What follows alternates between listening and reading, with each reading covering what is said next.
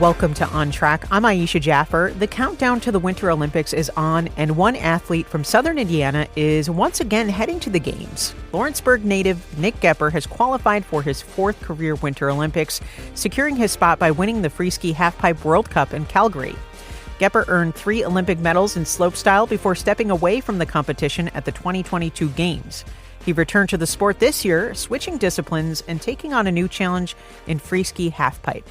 I spoke with Goepper about how growing up skiing in Indiana shaped his career, what pulled him out of retirement, and why he made the rare switch to freeski halfpipe. Well, I just want to say congratulations for qualifying for another Winter Olympics Games. And for those who don't know, can you start by explaining what the freeski halfpipe is? Sure. The easiest way I explain it is it's the thing that Tony Hawk does, or the thing that Shaun White did, but we do it on skis. So the halfpipe is a facility like you might find in a skate park. It's got 2 vertical quarter pipes on each side, and you ski down the slope, go up one side, come down, and then go up the other side and come down. And then you perform aerial tricks, as you exit the halfpipe and then re-enter the halfpipe and try to compose a run that is impressive to the judges. So. Well, I know we were just talking before that you have come to the Louisville skate park. Is that something you could ever practice there? And it's funny you asked that because I have actually skied in the Louisville skate park like over 10 years ago. After the 2014 Olympics, it snowed a bunch and we went down there and like dropped into the quarter pipes and stuff on skis, which was very fun. But you could practice it. You just have to do it obviously on like rollerblades or a skateboard or a BMX bike, because the transition and the ramps in skate parks are very similar to the ones that we have on snow in terrain parks and also in the half pipes. They're just a lot bigger, but the motion and the muscle memory is very similar. When you got the call that you qualified, what went through your mind? I think it was just relief, overall, just elation, and also kind of like, obviously I met my own expectation, but my family booked lodging over in Italy like months ago, and they've all been talking about it for months now. And it's been a little bit slightly annoying for me because I'm like, hey guys, I'm not qualified yet. I know your Italian vacation is going to be awesome and you're looking forward to it, but I got to qualify first. And then I had a bit of a rough start to the year and I like knocked myself out cold in China. So to be able to do it and sort of like now, not put cruise control on, but like be a little more relaxed going to the next 6 weeks is awesome. That's so fun. And that's so like parent-like to be like, yeah. I know. So I know you retired a few years ago from the Games after Beijing. What was it that made you want to come back? I loved a challenge, and I love, sort of another mountain to climb, but it has to be something I love and I think I can like win at. I don't think I would want to go out and get like a college degree in advanced mathematics because I don't love that, but something I love and I know I'll be good at. I love to just go after it. And halfpipe was similar but different than slopestyle, the discipline I did compete in for the last 10 years and went to 3 Olympic Games in. And as I said, like the tricks and the muscle memory is very similar. It's just a different venue, and the practice facilities are a little bit different. Like the tricks and the coaching is just a little bit different. To put it in layman's terms, it'd be like short track speed skating versus long track speed skating, right? You're still going around a circle. It's just a little bit different, And also I just got bored. I'll be completely honest. My body felt amazing. Being an athlete's the best thing in the world. And I feel like I reached the end of the road with my former discipline, but I still like loved something about this and I wanted to just keep doing it. And halfpipe was that answer. Yeah, I was curious about that, the switch, and that makes total sense. It's sort of like, sounds like the slant rhyme to your previous competition, your previous discipline. Exactly. What was the hardest part in making this transition, or was it just like you were so amped that you went for it? It was hard and it wasn't hard. I would say that the hard part was like, there's a slight bit of monotony and like travel, I guess, with what we do, because it's not like I can just go and practice in my backyard. Like I've got to go to these sort of, exotic, faraway places to practice this event. Half pipes are unfortunately very rare nowadays in the world. And the few good ones are like in Switzerland, Mammoth, California, Copper Mountain, Colorado. There's not one here in Utah where I live.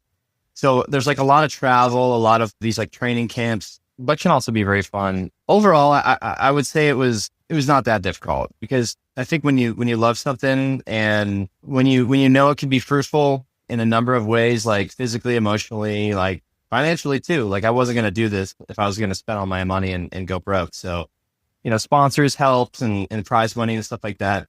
Yeah, like everything kind of added up in my brain, and I was like, let's do it. Okay, so you mentioned these training facilities. So can we talk about Rollerblade Ranch? Yeah. Yeah, for sure. Last summer, there was like a couple of tricks I really wanted to work on. And there was like this facility I had in mind, using my rollerblades, which I grew up doing, going to the Louisville skate park. Like I mentioned before, that was on rollerblades every time. So sometimes I'll like go off these ramps on my rollerblades to practice my ski tricks. And I'm a bit of a carpenter. Like my dad taught me when I was younger, building ramps, building rails, things like that. And I always loved the idea of like building your own facility, taking matters into your own hands and not relying on like some big sponsor or like team or whatever, just like, kind of bootstrapping it. And so I found some land out in Nevada, 2 hours away from here, and I bought it. and then I built like a giant ramp on it with my roommate actually, and I drug a huge airbag out there, and then I was able to practice my tricks in the middle of the desert on my rollerblades, and it was very fun. And yeah, I'll just be talking about that the rest of my life. So. That's so cool to just like create something yourself and see the need and do it. It looks like a lot of fun from what I see on your socials. Something I saw in some past interviews is you mentioned the half pipe reminded you of where you got your start at Perfect North Slopes in Lawrenceburg, where you grew up. This, of course, is different from the more like mountainous terrains of some of your competitors. How did these slopes and growing up skiing in Southern Indiana shape your path? If you take the vertical drop of a half pipe, if you just delete like the big ramp part of it and just think about like top to bottom, like a competitive half pipe is roughly the size of where I learned how to ski at Perfect North Slopes. And so if you get a fast lap back to the top, and then you can just do so many laps on this small area all in one day. And that's how the half pipe reminds me of Indiana, because learning how to ski in Indiana, you're not skiing like thousands of vertical feet and waiting in line behind like tourists from New York for 2 hours to go on a vacation that they're spending $20,000 on. It's a very like intimate kind of hometown, like neighborhood experience skiing in these small hills in the Midwest. And also we ski at night. Another thing that people really take for granted is that in Indiana, the hills are so small that you can add floodlights. So from 9 a.m. to 9 p.m., you can get a 12-hour day in if you really wanted to. And if you do that for a 12-week winter, that's a lot of repetition and a lot of vertical feet that you're skiing. And that just adds up over time. And from, age 5 when I learned to 15 when eventually I moved out, I got a lot of practice. So you went there a lot. You hit the hills a lot. And I heard that you used to sell candy bars for ski passes, right?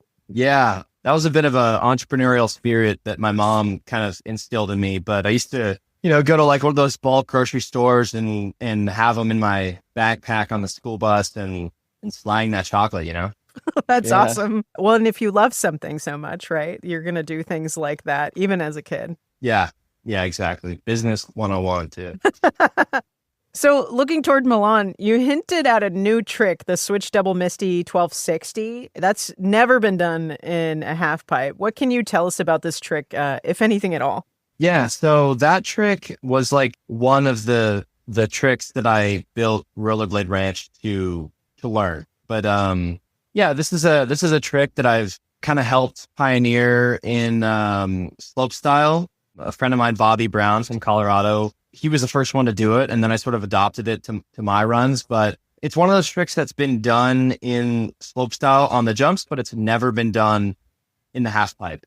And currently I do just a single flip version of it. So I do a 900, but this one would be a double flip. So it'd be 2 flips, and it'd be one more 360, be 1260. And it's ever been done. And that's always exciting for our competitions, because it's not like, we're trying to get like 5-10 yards at a time. We're always trying to progress these tricks, do things that have never been done, show something new to the world, and ultimately like put your stamp on it and leave a legacy. So I really want to do that. Well, we're really looking forward to that and seeing that and you on the slopes. You've been to the Olympics 3 times now. For those of us watching from home, what does it feel like to be inside that environment?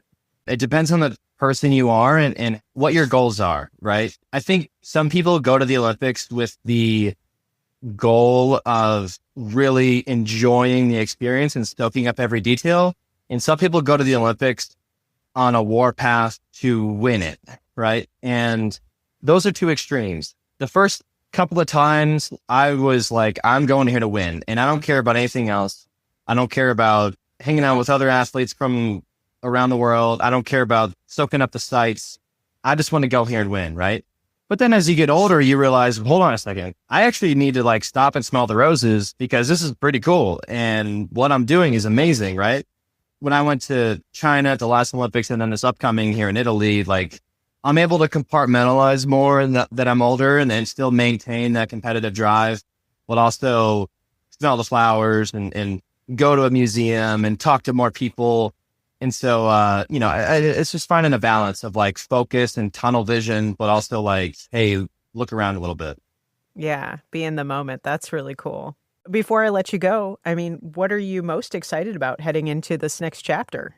I've done lots of cool stuff throughout my life and career in skiing. Skiing's taken me all over the world, but the coolest thing is that my family's really tight and they've been able to experience a lot of it. So at these contests, knowing that I can give my family and friends a reason to like come together and have a good time and have camaraderie is really, really special. Well, Nick, thanks so much for the time, and we're going to be rooting for you here. Thank you. On Track is produced by Louisville Public Media. Our production team includes Michelle Tyreen Johnson, Laura Ellis, and me, Ayisha Jaffer, with support from Rebecca Feldhouse-Adams and Alex Biscardi. Our music is by Kojin Toshiro. Find more at LouisvilleOnTrack.org, and remember, being kind is free. That's the start of community. Thanks for listening.